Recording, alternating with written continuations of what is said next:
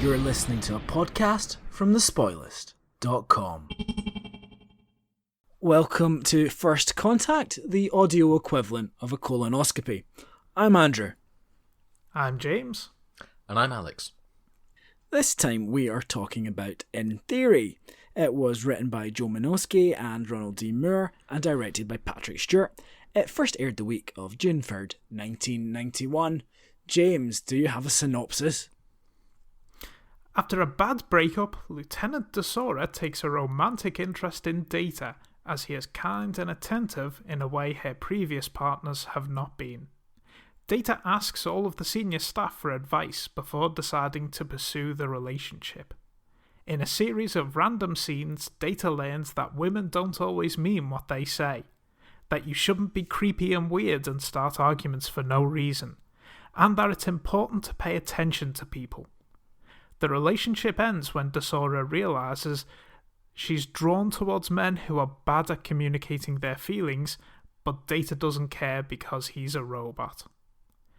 In the perfunctory science B-plot, the crew investigate a nebula, but it's filled with a bunch of weird space anomalies that make matter disappear, killing an extra in the process. In order to get out with the Enterprise intact, Picard insists on piloting a shuttle ahead of the ship to navigate around the space bubbles. He does, but in a vain attempt to create drama, the shuttle explodes, but everything is fine. Well, Alex, you'd never seen this one before. What the hell was this? I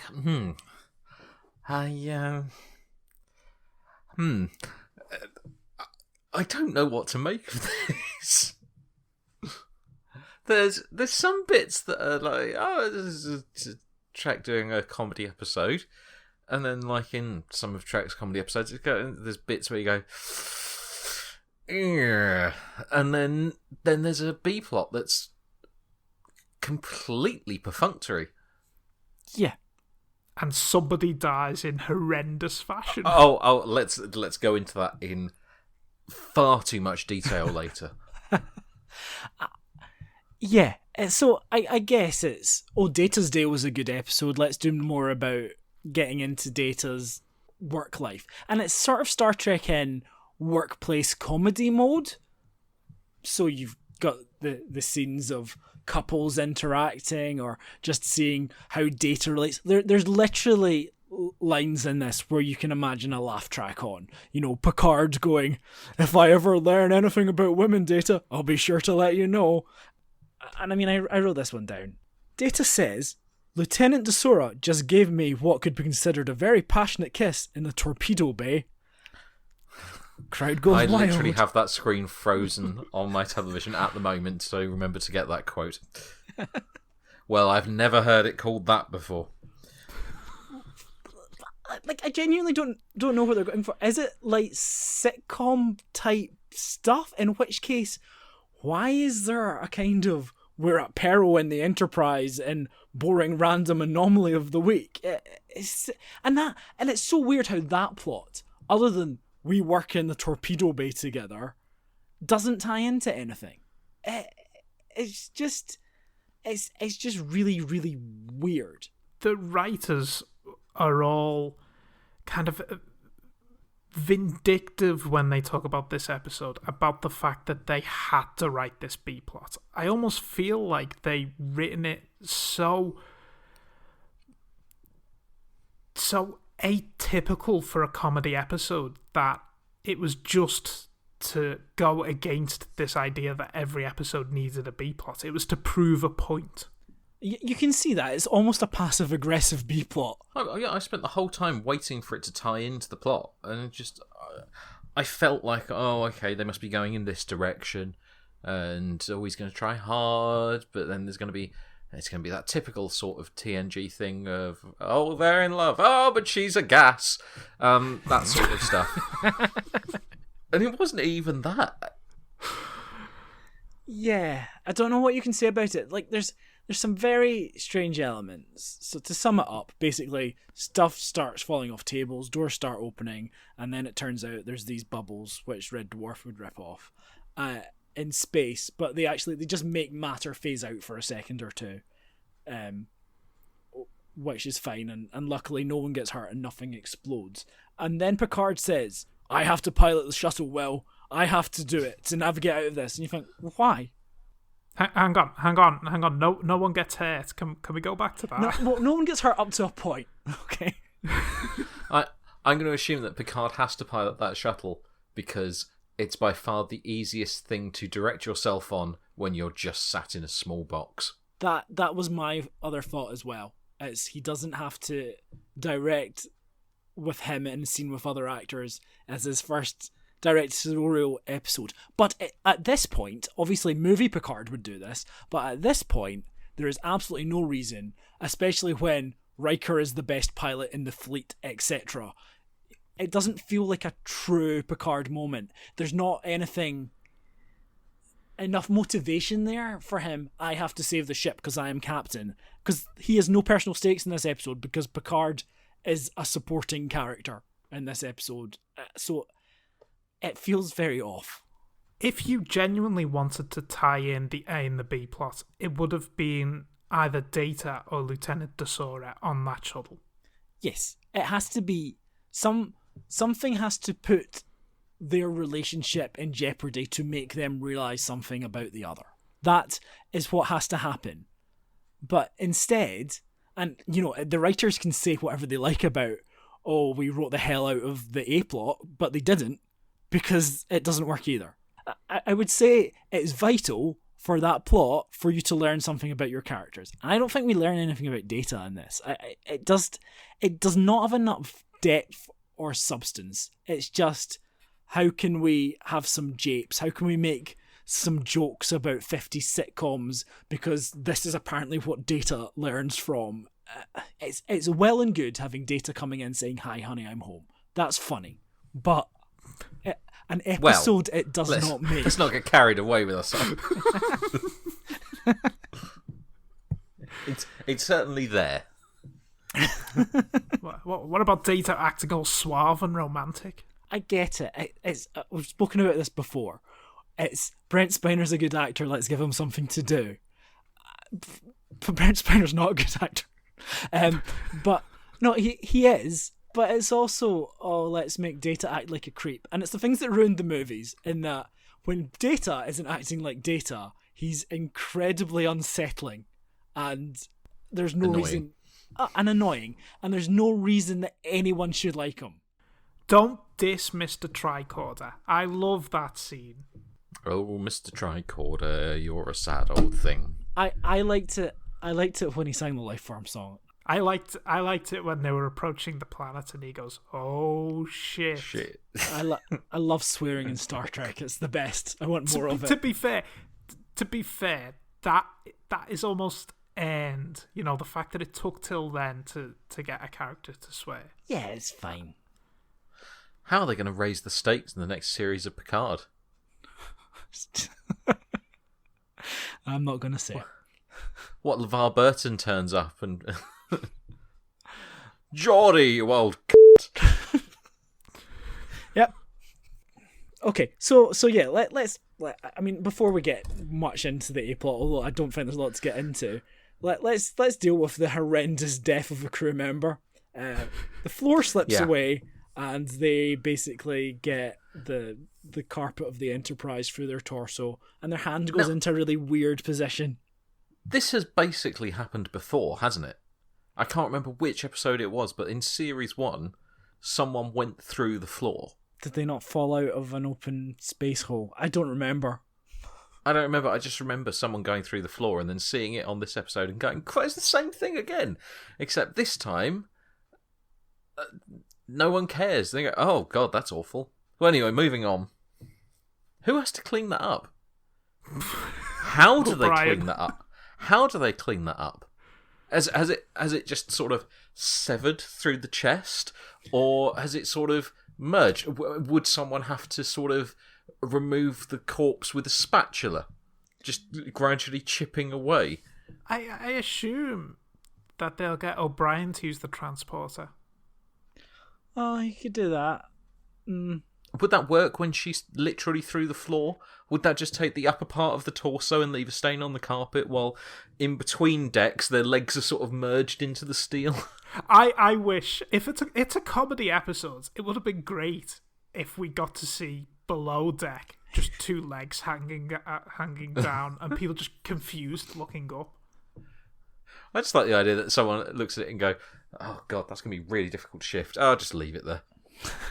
just an elaborate coat hook.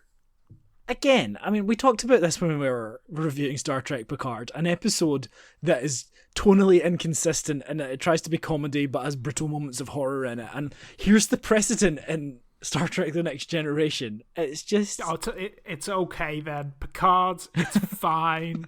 You're actually really good because... a show made the same mistakes 30 years earlier. Yes. I mean...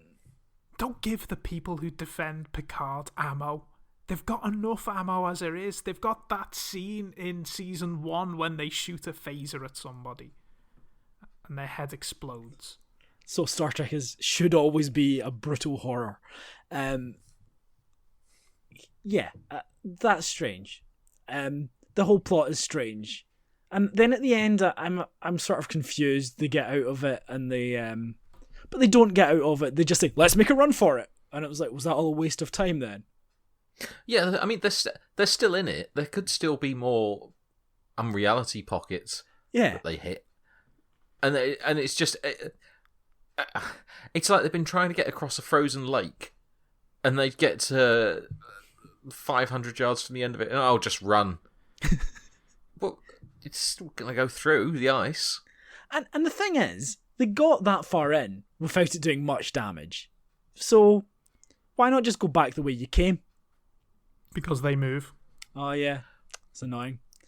Well, I tell you what, there's nothing to create dramatic stakes like a static set with one person just sort of shifting back and forth in a chair while all of the action is conveyed on a wire grid matrix in animation. Tense. But let's get into the main plot. What do you think of Ensign Jenna de Sora, who sounds like she's got an alien name despite not being an alien?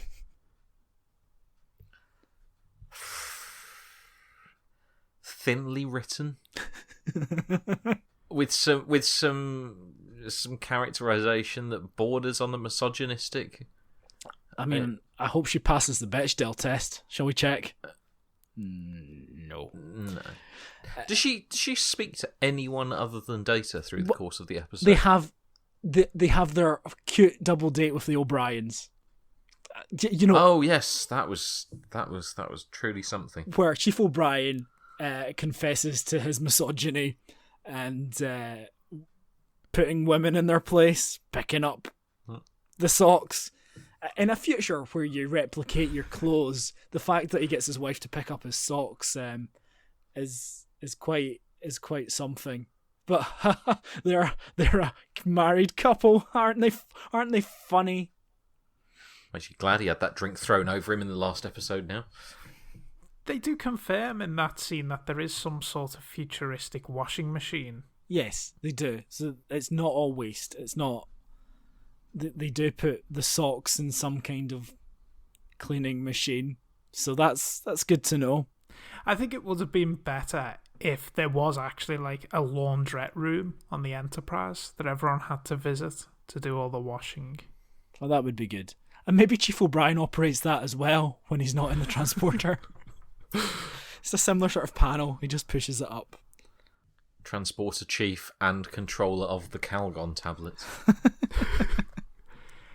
You see, O'Brien doesn't want to wash his socks because he spends all his time washing his uniform, which is constantly covered in drinks. What a great couple. They're the ones we should all try to emulate. Well, that's exactly what Data does, which is even more uncomfortable. I mean, Christ knows that's a situation that I've seen. Yeah. Where someone goes along with something misogynistic or racist to avoid awkwardness in a social setting. Yes. I've got a washing machine. She's called my wife. Yes. Oh, very, very funny. And then the counter story is, Data comes over to my place and picks up my clothes from the floor, and let me be honest, like, she has a surprising number of casual clothes for someone on the Enterprise who, as far as I can tell, they all just wear their uniforms out to the pub anyway. So I don't quite know what she's doing. Does she go out on a lot of holodeck fantasies? And they have their clothes replicated as well, don't they? So why do they not have to dispose of them? No, that's what I'm saying. That they don't always replicate new clothes. They wash the clothes that they have in this kind of futuristic washing machine that they reference. Which seems ecologically unsound. That if you have the ability to create new clothes without any influence on environment, just do it digitally rather than using water Well, no, which is a finite resource on a spaceship. I don't think that they use water and DAS. I think that Space DAS. That would have livened the episode up. Danny Baker just knocks on the door. Hello. It's some sort of electronic washing machine. Yeah, I think it's like it just will probably. Let's not get into that. I'm sure Phil Farrand has gotten into it. That's what the people want. I love that Star Trek podcast where they talk about the washing machines of the future. Do can openers next.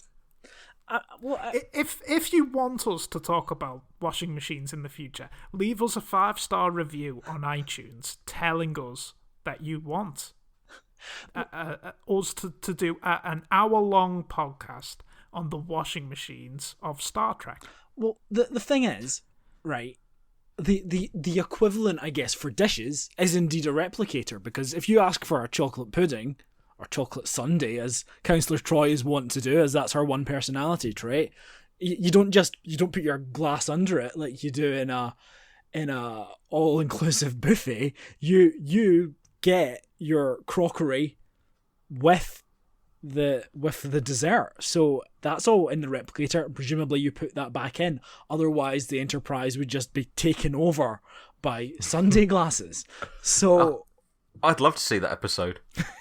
Oh god, that's why Geordie's shuttlecraft didn't have a toilet. It has a replicator. Oh no. Well, they do literally say that in Star Trek Discovery Season 3, that the Admiral serves a villain an apple and says, it's shit, it's made from shit. Because Star Trek Discovery ruins our utopian future.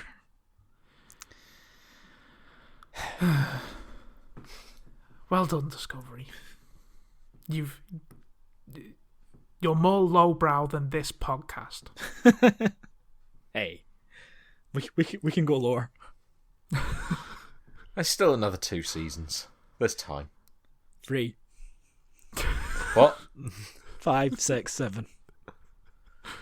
Oh, bollocks. I need to buy another Blu-ray. Anyway. Should we talk about the intricacies of their relationship? Yeah, let's talk about the intricacies of their relationship and sort of how that gets started. And, can you understand someone being attracted to Lieutenant Commander Data? No. And they present it as, oh, well, she's attracted to him because he's being kind to her. To which I say, is he? Because I don't think you could ever read that as being kind as such. It's just very cold and clinical, which I get is the point, but it means that the starting point is a long way from where the episode seems to be portraying that it is. He's definitely there. No, he's programmed to be honest, but also to say things that make people feel better. He isn't saying something that will make her feel bad. He is saying things that are meant not necessarily as compliments, but to counter her insulting herself. Yes, he is reassuring and honest, where people are wont to put themselves down, and often other people are quick to agree or put you down in a different way. And I guess, especially men in this era, there was probably a fair amount of negging before it was named. And he just says, no, you're perfectly adequate at whatever instrument you're playing there. And I'm going to remind you why you broke up with your terrible boyfriend, but not say it's because you have incredibly low self-esteem in choosing your partners. Also, it seems to me you don't really do any work. You just stand there kind of talking about yourself a lot, which isn't maybe the best way to write a character. But again, a one-shot. We're trying to do a romance in a one-shot, and she's better than anyone that Troy or Crusher has ever dated. Was this episode written by a man or a woman? It was written by 2 men. Yeah, that shows. I mean, it's quite rare to get women writing a lot. I mean, although Jerry Taylor is present on TNG and Voyager, it's kind of a male-dominated writer's room, as so many are. I mean, the fact that we literally have a scene later where the message of the scene is, "Oh, women, they don't mean what they say." I mean, but it says so in the Book of Love. It just again, that scene. It's another. So I guess you have the episode can be split into weird space anomaly. Then there's sitcom scenes with Data going and asking everyone for their advice on women. Which let's take a moment to address, because in some respects, I suppose that's maybe when the episode is working best, and you're seeing all of the typical character types. Geordie, don't ask me for advice. No one asked me for anything. Just forget I'm here. Troy, have you considered her feelings? Picard, I don't know anything about women. Riker, Porker right now. Porker, you Porker, or I'll Porker. Yes, it's more rewarding than you can possibly imagine. I've rarely seen him as excited as he is in. Wow. That was the thing that Jonathan Frakes has been the most invested in this whole season. He even gets out of his chair for it. And then Worf basically threatening physical violence if Data mistreats, which is, nice. They give Michael Dorn decent comedy material usually. That's fine. And then I did like Troy's reaction, because in the end she is right. Yes. He does treat her like an experiment. There's no difference between the way, he's creating new subroutines for it. It is just another one of his experimentations into how he can be more human. Yeah. I just find the character of Data, and obviously very good character, but it's the inconsistencies in that. I don't know, he can have an effective friendship with Geordie. He can be very effective in the job. He can observe everything and basically has unlimited knowledge. And yet he can't do contractions, or he doesn't understand what a metaphor is. And he doesn't get when it's being weird. It is almost like those AIs that you feed in all the scripts and then they write a script. He acts, which is maybe fun. So when the other section is the relationship stuff. So the scene where he goes to try and be suave and then picks a fight. And okay, fine.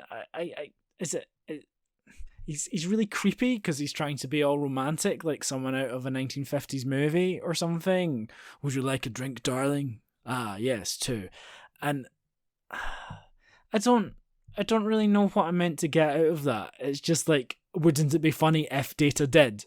Is that it? It's all just emphasising what we already know about Data. He's an android who just follows programming. And I know that obviously that scene is supposed to be cringeworthy, but it was cringeworthy, but it also had me going, oh God, can we move on, please? Yeah. It's exactly that. And then the fight where he says, "You can't tell me what to do. You're not my mother."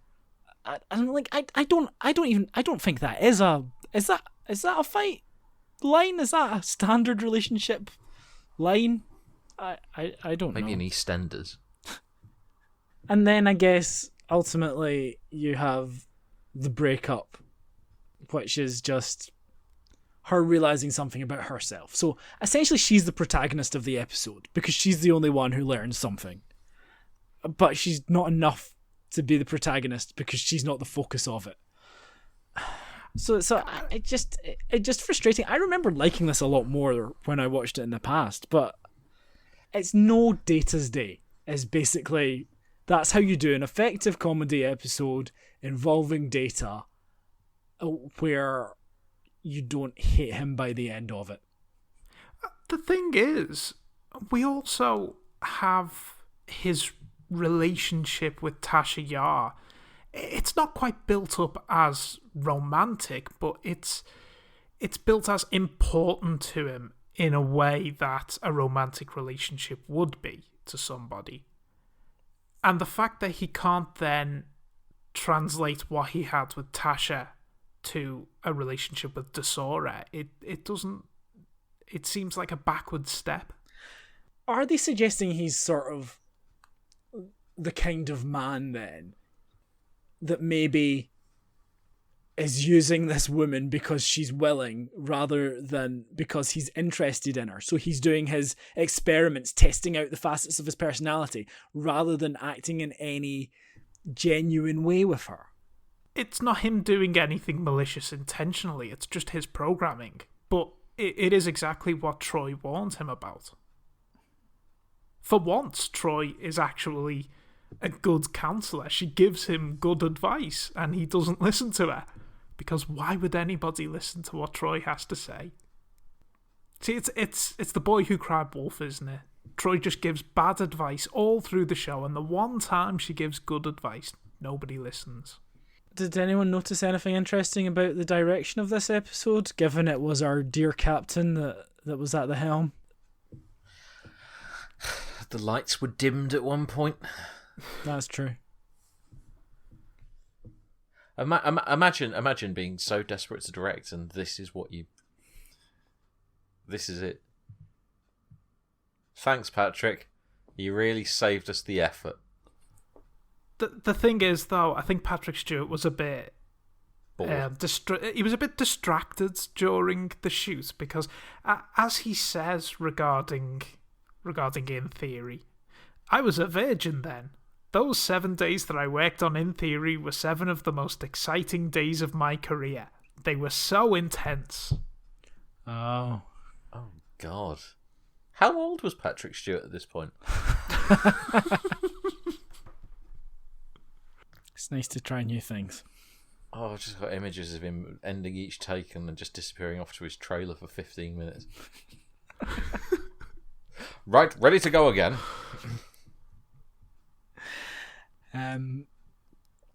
Yeah, I don't have a lot more to say about this because it's so slight. I think this is probably the slightest episode of Star Trek. You've got a completely perfunctory B plot and an A plot, which is not an A plot. I don't think it's terrible. It's just not good. It doesn't do what it needs to do. Data having a romance actually is an idea, but this isn't it. No, I feel it's an idea that works for a couple of scenes in this. That section of going and getting the advice, that works. Him not understanding a come on, that kind of works, and then the rest doesn't. It's an idea searching for an episode. If it's going to be done as a slapstick comedy, make it the B plot. Yeah. Yeah. And I would rather they went, hell for leather on that. And just because that advice section is the section it works best. And if you even sped that up and did it with a bit more tight editing, that sort of vibe for the whole thing, that would make a good episode. But that's not what they've done. Anyway, we've spoken enough, or maybe not enough about this, but we'll say a few more things in a section we call Quickfire. Quickfire. Composer Jay Chataway remembers the most demanding requirements for that episode was coming up with a musical device that would work for an android. I don't know whether or not Data has emotional feelings. Well, let me tell you, Jay Chataway, it says in the episode that he doesn't have feelings. Did you not watch the episode that you were scoring? Ron Moore said this was kind of inspired by the female fandom for Spock, which you understand, but because sometimes he did experience emotions, he was just repressing them, as is the Vulcan way. So much of Leonard Nimoy's fan mail was from women who were falling in love with this remote, inaccessible character, with the idea that I could touch his heart, I could get to Spock like no one else. I was fascinated by that aspect of fandom. Something that works for Spock does not necessarily work for Data. If it's going to work with any character, it would work with Worf. Yeah. So, normally I would turn to the turgid temerity of the Nitpicker's Guide at this point, because on an episode like this, I would expect to open this book and go, sexism! And in actual fact, I've been quite disappointed by Phil Farrand in that regard, but it's okay, because Paula M. Block and Terry J. Erdman have more than made up for it in Star Trek 365, where they say it is an intriguing idea in this episode, one that's filled with humour. Jenna is a bit of a mess, inside and out. I didn't think Daisy got that far. She's clingy and, despite her good looks, more than a little insecure. Sod off. So, let's turn remarkably to the less sexist tone of the Nitpicker's Guide. Bizarrely, not much to say about the relationship element of the episode. As you might expect, Phil is more obsessed by the animations during Picard's shuttle. But that's boring, so let's not look at that. But talking about the relationship, he says, as Data tries to please Jenna, he offers to organise her closets for her. He comments, I have found that by grouping apparel first by function, then by colour, from light to dark, one can more easily find the desired choice. Considering Data of his own choice has never worn anything but a uniform on this series, this is a very funny statement. Very different standards of humour. Data did wear something besides a uniform in The Most Toys and Brothers, but in those cases clothing was forced on him. Even for his last romantic dinner with Jenna, he wears his uniform. Since Data only has one type of clothes in his closet, what did he mean when he claimed that he had discovered the best way to group apparel? I mean, I guess that's a fair enough point. But then Phil gets a little distracted and says, has Data started his own business called Closets by Data? Or does he just volunteer his services to the crew? Open brackets, I suppose, since the guy doesn't sleep, he has to occupy his time somehow, close brackets. He's just sneaking into crew's quarters and organising their closets.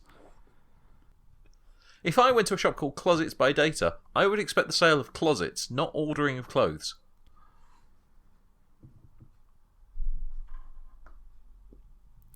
Yes, it was slim pickings this week. Star Trek First Contact confirms that Data and Jenna were not intimate when the Borg Queen asks how long it's been for him, and he says 8 years, 7 months, 16 days, 4 minutes, and 22, presumably seconds. So, I mean, maybe if she'd experienced his multiple techniques, she might have kept him around a bit longer.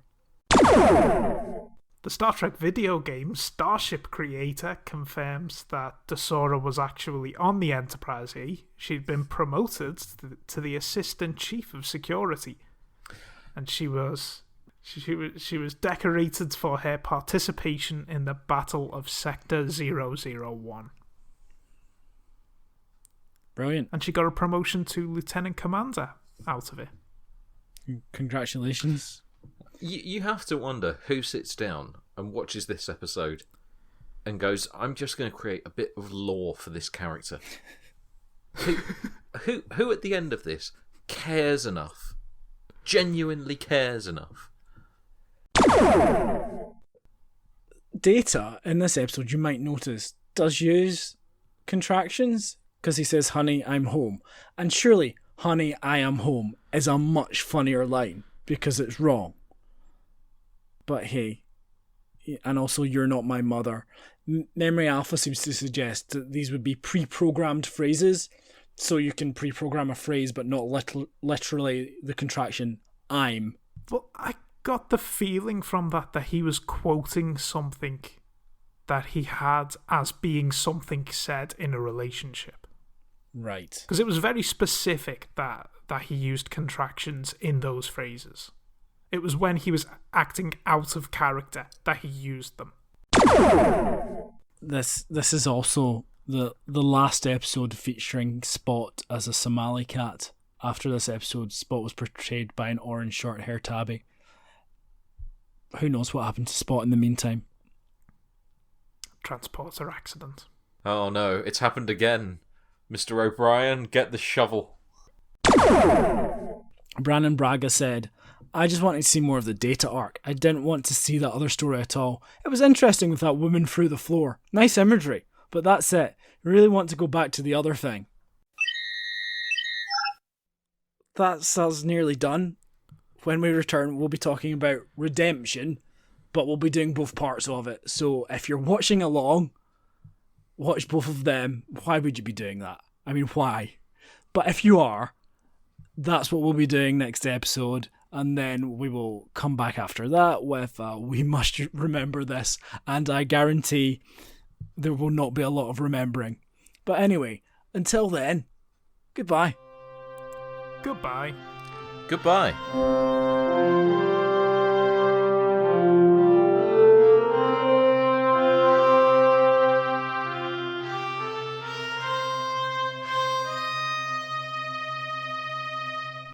So the writers of Star Trek Starship Creator are Kimberly A. Kindia and David A. Mack. So they are who you need to contact to ask them why they wanted to continue the Lieutenant Dasora lore. That's it, listeners. The vigorous letter writing campaign starts here.